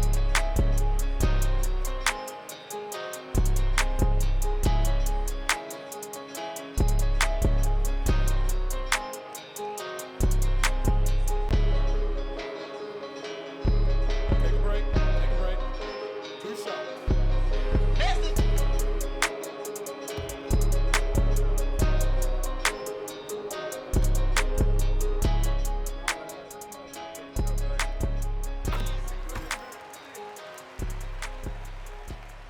Oh, that's when they make a free throw. Now I get it. Soren Kierkegaard was right. There are two ways to be fooled. One is to believe what isn't true. The other is to refuse to believe what is true. It's a fact that for most of our lives, we humans unconsciously bask in ignorance. But sometimes, special people come along to wake us from this state that some would call bliss. In fact, the myth of the hero who brings wisdom, symbolized by light or fire, in a world of ignorance symbolized by darkness, is as old as humanity itself and can be found in all cultures across works of literature and art. Take, for example, Plato's allegory of the cave. People usually learn about it in school when they make their first contact with the philosophers of old. But most of us are too young and inexperienced to fully understand its profound meaning and teachings until way later in life, when we start to question the reality that has been programmed into us and to form our own beliefs and value. When this moment comes, having a roadmap for the journey that one has to undertake and becoming aware of the obstacles that may emerge is a thing of utmost importance. And in today's episode, in collaboration with After School, we are going to explore this journey by dissecting Plato's allegory of the cave, its connection to ancient myths, and the ultimate narrative archetype we know as the hero's journey. Plato's allegory of the cave is one of the most influential philosophical concepts ever introduced, encapsulating timeless questions about reality, knowledge, perception, and enlightenment. Located in Plato's seminal work, The Republic, the allegory of the cave serves as a metaphorical narrative depicting the human condition's journey from ignorance to enlightenment. Embedded within this allegory are profound implications about the nature of knowledge and the transformative journey of gaining wisdom. The narrative echoes through numerous myths and philosophical discourses, bearing a particularly striking resemblance to the Greek myth of Prometheus and the archetypal hero's journey. In Plato's profound allegory, he uses the metaphor of a subterranean cave to illustrate a group of prisoners sequestered from birth. Their world is one of complete isolation, devoid of any contact with the external universe. Bound by chains and restricted in their movements, they are compelled to face the barren cave wall, deprived of the ability to swivel their heads or see beyond their immediate environment. An enigmatic fire positioned behind them flickers dimly, barely illuminating their dreary surroundings. Periodically, individuals walk behind the prisoners, parading various figures. These are representations of animals, plants, and an array of other artifacts. These objects, when passing by the fire, cast elongated and distorted shadows on the stone wall before the prisoners. Having no other experiences, the prisoners mistake these dancing illusions for reality, categorizing them and assigning them names, erroneously believing that they are discerning, tangible entities. You can see where Plato is going with this. Unexpectedly, one prisoner's shackles are removed, and he is thrust into the world beyond the cave for the very first time. The moment is ripe for him to be tested. The intense brilliance of the sunlight initially hurts his eyes, and the unfamiliar environment bewilders him. When confronted with the fact that his former perception of reality was merely a distorted illusion, and that the things he now sees around him are the real objects, he starts to suffer, his previous reality being deconstructed before his very eyes. The mind that opens to a new idea never returns to its original size. The shadows he was familiar with appeared much more vivid to him. However, As time progresses, his eyes slowly adapt to the overwhelming brightness, and his suffering slowly passes as he gets accustomed to his new perspective. Gradually, he starts perceiving reflections in shimmering water bodies, progresses to observing objects directly, and finally, he dares to gaze at the radiant sun, the ultimate source of light that illuminates everything he has been observing. Emboldened by his newfound understanding, the prisoner makes his way back to the cave, intending to share his revelations with the other prisoners. However, having grown accustomed to the light, he now finds the cave's darkness disorienting and struggles to discern the once familiar shadows on the wall. The other prisoners, misconstruing his disorientation, surmise that his journey into the outer world has left him imbecilic and blinded, thereby rebuffing his attempts to liberate them vehemently. Plato presents this passage as an intricate metaphor, symbolizing the predicament of a philosopher tasked with enlightening the masses. He asserts that most people not only find solace in their ignorance, but also exhibit hostility towards those who challenge their preconceived notions. There are many ways in which one can interpret Plato's allegory of the cave, each perspective having its own profound teachings. After all, this is what an allegory is all about. Reflecting on real-world events, Socrates, Plato's mentor, was condemned to death by the Athenian government in the same way that the freed prisoner was attacked by the cave dwellers. His crime was the disruption of societal order by questioning prevailing norms. So, to fully comprehend the allegory of the cave, it's vital to situate it within its historical context and connect it to the broader philosophical tenets espoused by Plato. Emerging from a period marked by vibrant intellectual inquiry and cultural development in Athens, Plato's allegory encapsulates his metaphysical and epistemological viewpoints, deeply influenced by his mentor Socrates. Around the 5th century BCE, ancient Greece, and particularly Athens, was seen as a hub of intellectual innovation and discourse. This era, often called the Golden Age of Athens, saw a proliferation of philosophical inquiry into areas such as ethics, metaphysics, and epistemology. In the midst of this intellectual climate, Socrates propounded philosophical methods emphasizing critical thinking and logical argumentation, upsetting the powers in charge. While Socrates never recorded his thoughts, his philosophy and dialectical method are reflected in the works of his student Plato. Plato's philosophical worldview is primarily documented in his dialogue, where he explores various philosophical questions through the voice of Socrates and other characters. The Republic, which contains the allegory of the cave, is one of his most significant works, focusing on justice and the ideal society. The allegory of the cave is nestled in the middle of the Republic, presented by Socrates as a metaphor illustrating his theory of forms. According to Plato, the empirical world we perceive with our senses is merely a world of appearances, a poor copy of the real world of forms or ideas. These forms are the eternal, unchangeable, perfect archetypes of the imperfect, transitory things we perceive in the world. The cave prisoners, chained and observing the shadows on the wall, symbolize humanity's predicament in the empirical world, misled by illusions and false appearances.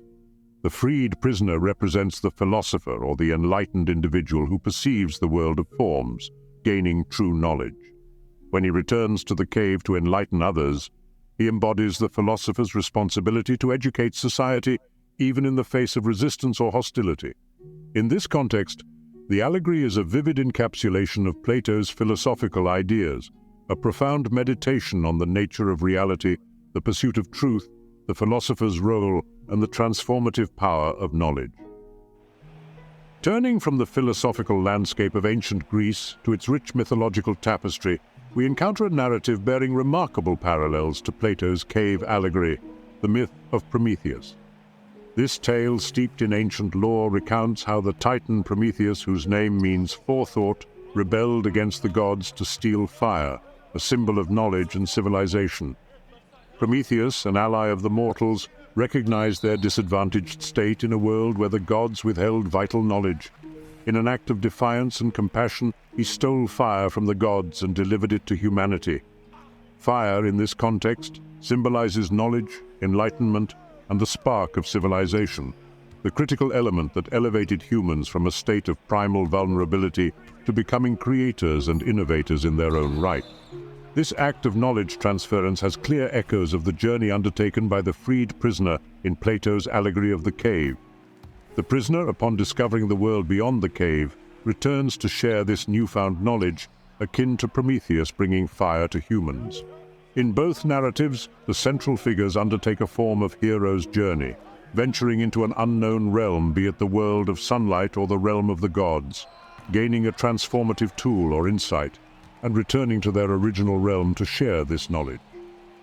However, the dissemination of knowledge isn't met with gratitude or celebration in either story. Prometheus faces severe divine punishment for his transgression, bound to a rock and subjected to daily torment by an eagle. Similarly, the enlightened prisoner, upon returning to the cave, is met with disbelief and hostility from those still enchained. These narratives underscore the trials and tribulations often faced by those who challenge established perceptions and strive to illuminate the path to enlightenment. At the same time, the hero or the philosopher must understand that some people are not yet ready to leave the cave, so they must be patient and empathetic. In these parallel journeys of Prometheus and the cave prisoner, we can discern an exploration of the transformative power of knowledge, the courage required to defy established norms, and the resilience needed to withstand the societal resistance often faced by visionaries. Drawing these comparisons allows us to not only understand the shared themes of these ancient narratives, but also recognize the recurring patterns of human experience they represent. These are what we call the universal archetypes. As mentioned earlier, the hero's journey is such an archetype. The hero's journey is a narrative pattern identified by scholar Joseph Campbell in his book, The Hero with a Thousand Faces. It outlines a universal motif of adventure and transformation that runs through virtually all of the world's mythic traditions. The hero's journey unfolds in 3 stages: departure or separation, initiation, and return. In the departure stage, the hero leaves their familiar world and ventures into the unknown, often following a call to adventure. This stage resonates with the enlightened prisoner's departure from the cave and Prometheus's journey to the realm of the gods. The initiation stage is marked by various trials, confrontations, and revelations, leading to a climactic experience that grants the hero new knowledge or power. In the allegory of the cave, this corresponds to the prisoner's exposure to the sunlight and realization of the true world beyond the cave. For Prometheus, it's his acquisition of fire from the gods. The return stage involves the hero's journey back to their familiar world, bearing the wisdom or power they've gained, intending to share it with others. In most stories, the return involves a final trial, which tests the hero's ability to impart that knowledge. This echoes a crucial aspect of the hero's journey. The transformation often incites resistance as it challenges established norms and perceptions. Whether this archetype takes the form of mythological tales, philosophical allegories, religious parables, or contemporary narratives, these themes of enlightenment, struggle, and transformation have universally captivated the human imagination. In Indian culture, the story of Prince Siddhartha Gautama, who became the Buddha, embodies similar themes. Born into royal luxury, Siddhartha eventually leaves his sheltered existence to confront the harsh realities of human suffering. This knowledge inspires his journey to enlightenment, after which he returns to share his insights, facing both acceptance and resistance. In Chinese philosophy, the Confucian idea of the superior man who learns, reflects, and acts for the benefit of society echoes the enlightened prisoner's journey in the cave allegory. Similarly, Laozi's Taoist teachings emphasize wisdom acquired through a deep understanding of nature and the self, bearing parallels to the pursuit of truth in Plato's allegory. In contemporary literature and media, these archetypal themes recur as well. J.R.R. Tolkien's The Lord of the Rings series, Friedrich Nietzsche's Zarathustra, and even more recent films like The Matrix showcase protagonists embarking on transformative journeys akin to the hero's journey, involving enlightenment and the subsequent challenge of sharing that knowledge. In fact, The Matrix can be seen as a modern and improved adaptation of Plato's cave. All of these stories aim to teach us one important lesson: to question our understanding of reality. Just as the cave dwellers mistake the shadows for reality, we may base our perceptions on incomplete or distorted information. There is no meaning in living in darkness, and that's precisely why Socrates said that the unexamined life is not worth living. In light of these insights, the allegory of the cave is not merely a philosophical thought experiment, but a timeless guide illuminating the path to knowledge, self-transformation, and societal progress. In Plato's perspective, for most of our lives, we dwell in obscurity. Many pursuits that ignite our passions, such as the allure of fame, the quest for an ideal companion, or the desire for a prestigious profession, are far less tangible than we believe. These are largely illusions crafted by societal expectations and projected onto our susceptible consciousness. Yet, because society collectively validates these illusions, we become entranced from our early years. It is not our fault for being raised in these conditions, but it is our solemn duty to escape. The only question is, will you muster the courage to journey toward enlightenment, even if it means distancing yourself from loved ones? Or will you remain nestled in the comforting embrace of familiar delusions, seek veracity or remain in routine, illuminate or linger in the dim? The decisions are daunting, but take solace in knowing that you're not alone. Many of us are on the same path. As Manly Palmer Hall beautifully put it, the hours may be long and the teachers cruel, but each of us must walk that path, and the only ones ready to go onward are those who have passed through the gateway of experience. Thank you for tuning into this episode of After School. This script was written and recorded by Agrippa's Diary, an educational project that serves as a captivating gateway to the occult world of alchemy. Alchemy? What is that? Anyway. It's the, this one. Alright. But yeah. We chilling.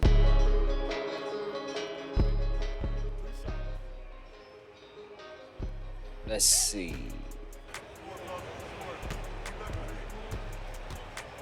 Play this shit till it's down real quick. Oh, I forgot I was shooting free throws. Hacking.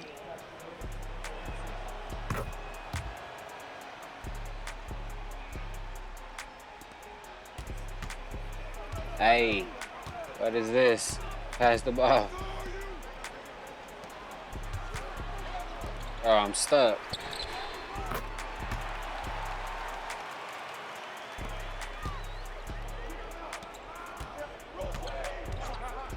Oh. Oh, okay, whatever. What?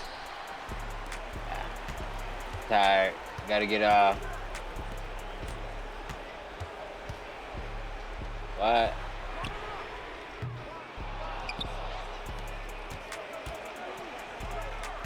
Hey. Fuck it. I'm gonna start shooting quicker. What? Okay, yeah. Can't make nothing anymore.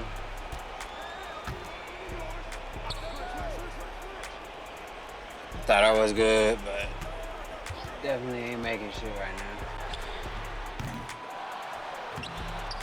Donovan Mitchell. Oh, God.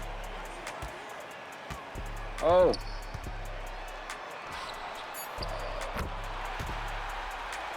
Damn. They trying to come back? Oh, it's a 7-point game, that's why.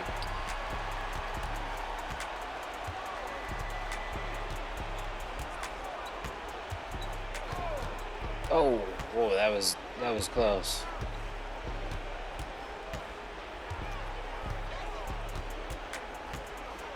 Oh. Come on. That's crazy. I can't make shit right now. That's supposed to be an easy shot. Going to the left.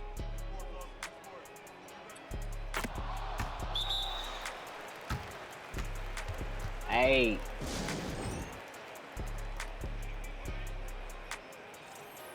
Ah.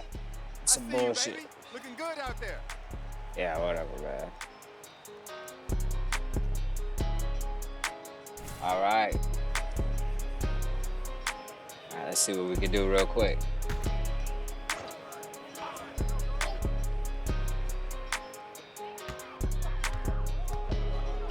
The hell?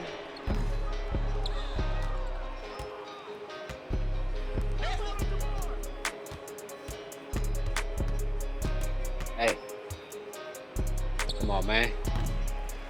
That's crazy. Can't make nothing right now. Sneaky. Is that on YouTube? Bitch. Oh, hell no.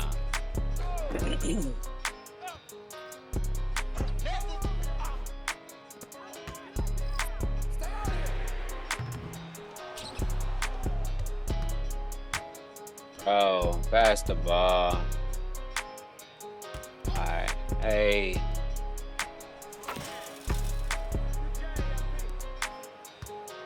Scream me out the corner. Alright, y'all. I'll holler at y'all motherfuckers later.